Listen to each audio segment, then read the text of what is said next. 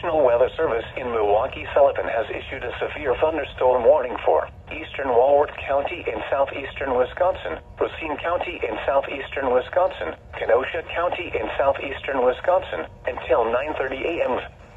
At 8:41 a.m., severe thunderstorms were located along a line extending from 6 miles north of Elkhorn to near Wonder Lake to near Woodstock to near Marengo, moving east at 50 miles an hour. Hazard, 60 miles an hour wind gusts. Source, radar indicated. Impact, expects damage to roofs, siding, and trees.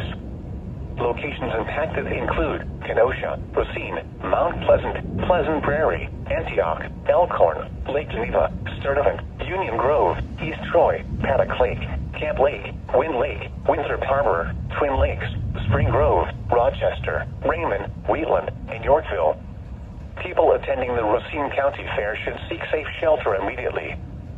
For your protection, move to an interior room on the lowest floor of a building.